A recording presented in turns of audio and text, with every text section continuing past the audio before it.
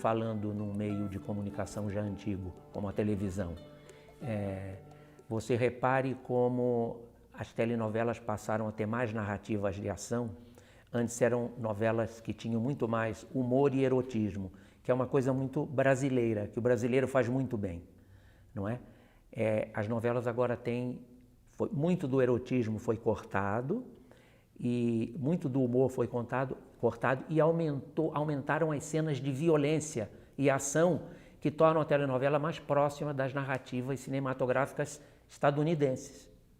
Filmes de ação.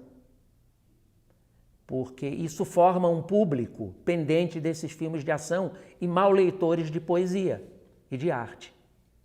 Porque termina-se por se adotar uma linguagem com princípio, meio e fim. Então, não que as novelas não tenham diretores muito bons e hajam cenas interessantes, não é isso que eu estou dizendo, mas parece que ninguém mais vai permitir fazer uma telenovela como Meu Pedacinho de Chão. Por exemplo, que aquilo foi a poesia na telenovela. Praticamente não tinha história e os personagens e toda a paisagem se intercomunicavam, né? Isso é um bom exemplo disso que a gente está falando na televisão e não na literatura. Não é tudo... Quando um personagem tinha toda uma teatralização que se comunicava com a cozinha, com as panelas e as cores e os bichos. Aquilo foi uma obra de arte. Não é à toa que mandaram embora o Luiz Fernando Carvalho. Ou seja, não aguentaram o cara, porque ele era muito bom. É um exemplo disso que a gente está falando. Evidentemente que o que ele fazia, Luiz Fernando Carvalho? Ele captava para a telenovela muitos elementos do que o Brasil é. No caso, um Brasil caipira, não é? Lembra? A voz, o sotaque, as canções, os tipos que eram montados assim com um misto de cowboy, homem do sertão e jagunço, e etc, etc. Repare que ele trazia para dentro, através de uma tecnologia de ponta, não é? Através de uma tecnologia de ponta, mas a serviço da cultura, e não o contrário. Não é à toa, inclusive, que as cenas que pareciam tensas ou que poderiam gerar violência nessa telenovela acabavam resolvidas pela paixão e pelo afeto. Resolvidas musicalmente, muitas vezes.